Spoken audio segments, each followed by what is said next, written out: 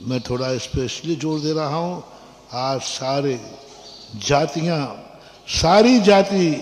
जाति भ्रष्ट हो रहे हैं। नाना प्रकार के धर्मों को मानने वाले लोग एक परिवार में आके प्रवेश कर रहे हैं। सब कहीं के नहीं रहना इनका, कुछ नहीं। जब विपत्ति आना है कोई नहीं पूछने वाला। इसलिए एक विचार, एक भगवान, एक गुरु, एक धर्म, एक जाति, एक मंत्र, यदि ये हैं तो डबल प्रभाव।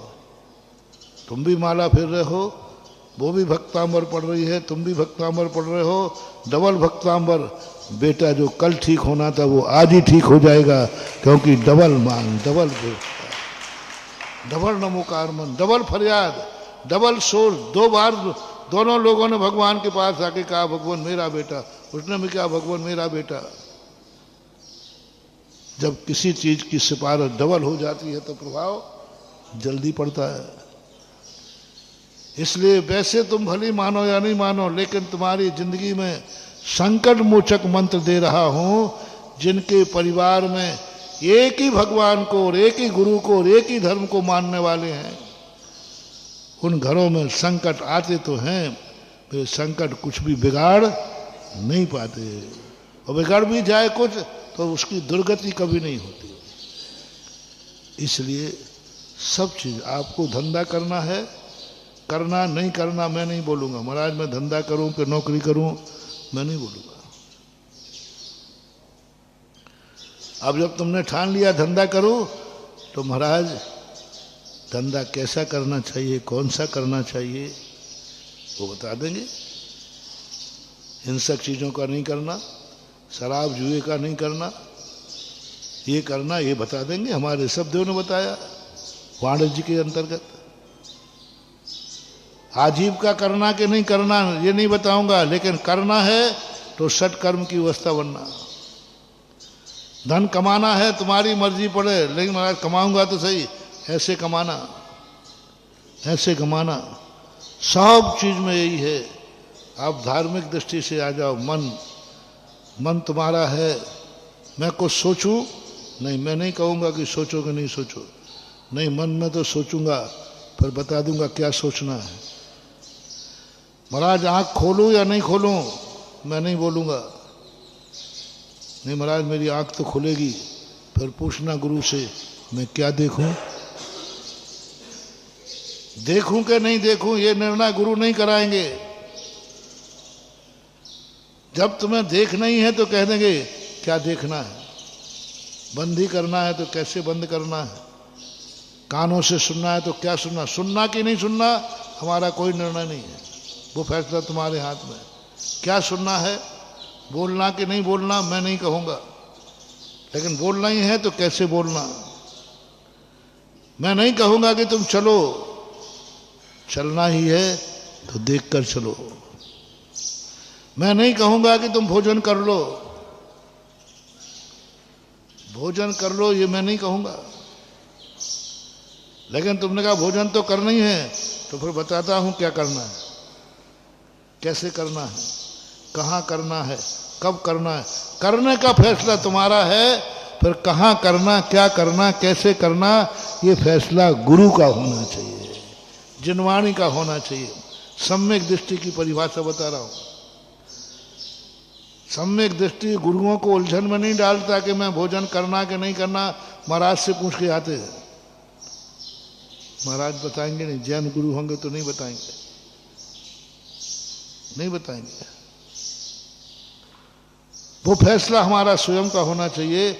भोजन करना है कि नहीं करना, नहीं तुम तो बता, करना पड़ेगी मरेगी नहीं, करना है कि नहीं करना है, करना है। अब बता दूंगा कि क्या खाना, कहाँ खाना, कब खाना, रात में नहीं खाना, दिन में खाना, अवक्ष नहीं खाना, ये खाना, ये सब विधि जैनाचार्य बताएंगे। खाने का निर्णय तुम्हारा खुद का हो, क्या कब कहाँ खाना है ये निर्णय गुरु का हो। जाओ, दोनों हाथ में लड्डू हो गए, भगवान तुम्हारा भी काम हो गया और महाराज भी खुश हो गए। ये हमारे अनुसार चलता है। सब इतनी तो बात है जैन दर्शन, कुछ नहीं है। मैं एक स्थान पर बैठूंगा तो नहीं। मुनि महाराज को ये कह दिया। मुनि महाराज को कहीं नहीं लिखा कि तुम्हें विहार करना है, तुम्हें चलना है। उन्होंने कहा नहीं चलूंगा तो सही। तो बोले ईरिया समिति चलना, पिछू उठा के चलना। पिछी पहले नहीं दी, दीक्षा हो जाती है, सप्तम गुणस्थान हो जाता है, पिछी कमंडल है ही नहीं। पिछी कमंडल तो कब देते हैं? जब वो दीक्षा लेके ध्यान में बैठता है और फिर आंखें खोलता है। अब क्या करना? अब मैं उठूं यहां से, रुक जा, बैठ जाए। यदि तुझे उठना है तो पिछी कमंडल लेना होगा, और नहीं उठना है तो पिछी कमंडल की कोई जरूरत नहीं। मुनि दीक्षा हो चुकी, चलना है तो। ऐसी अच्छा जैन दर्शन में विवेकपूर्ण है। एक अधिकार तुम्हें दिया, तुम्हारे गुरु बच गए, लेकिन उन्होंने जो अधिकार दिया इनको सिखाओ कहाँ चलना है, कहाँ बैठना है। कदम चरे कदम चिट्ठे, कदमा से कदम सये, कदम भुंजे जभा से जय, एवं पावम न वज्जदी। कुंद कुंद भगवान के सामने शिष्य ने कहा, दीक्षार्थी ने कहा, पहले कुछ नहीं बोले, बोले तेरी दीक्षा हो गई, मैं जा रहा हूं। अरे देखो कैसे गई? मुझे चलना तो सिखाया ही नहीं, बैठना तो सिखाया ही नहीं, भोजन की तो कोई व्यवस्था ही नहीं की। जो था वो ही छुड़वा दिया। बोलो छोड़ो, सब छोड़ो, कुछ भी तेरे पास नहीं रहना चाहिए, तिल तुस्मात भी सब छुड़ा दिया, कुछ भी नहीं बचा। और अब चुप बैठ गए। आगे उपदेश देने की मनाही है।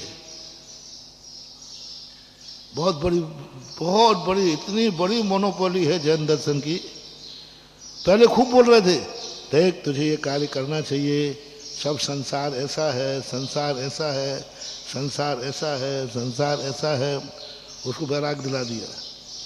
अब वो आ गया, बोले देख ये सब छोड़ दे, घर छोड़ दे, परिवार छोड़ दे, सब छोड़ दे, कोई चिंता नहीं करना, भोजन की चिंता नहीं, पाने की चिंता नहीं, रहने की कोई चिंता नहीं करना, सब छोड़ दे।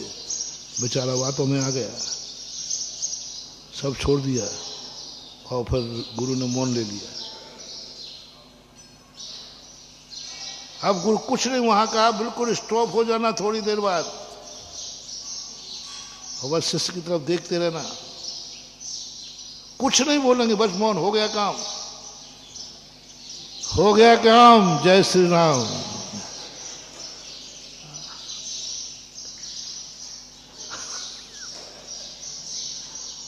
अब वो खुद कहेगा, महाराज जी सब छुड़वा दिया, अब ये तो बताओ हमें कैसे चलना है। तो चलने के लिए दीक्षा की ली है क्या? मैं हार कैसे करूं? क्या हार के लिए दीक्षा ली है क्या? मैं कैसे सो? बोले सोने के लिए दीक्षा ली, सब नकार देंगे। दीक्षा तूने आत्म ध्यान के लिए, मोक्ष के लिए, इन सब कार्यों के लिए दीक्षा नहीं है। फिर वो शिष्य कहेगा, भगवान इसके बिना मेरा नहीं चलेगा, नहीं चलेगा। अच्छा नहीं चलेगा, ठीक है। फिर उपदेश देते हैं कि तुम ये 28 मूल गुण पकड़ो। चलना हो तो ईरिया समिति से चलना, बोलना हो तो भाषा समिति से बोलना, खाना हो तो ऐषणा समिति से खाना, और यदि कोई वस्तु को उठाना रखना हो तो आदान निक्षेपण समिति से करना, और मलमूत्र क्षेपण करना हो तो 4 पशुवण खेल समिति कही। ये 5 समिति बाद में दिए उसको महाव्रत, कि तू देखना तो अहिंसा से चलना, सत्य बोलना, चोरी नहीं करना, वस्तु लेना है तो बिना दी हुई मत लेना, ब्रह्म से रहना, परिग्रह को नहीं रखना। ये सब चीजें बाद में जाके कहते हैं। ये है जैन दर्शन।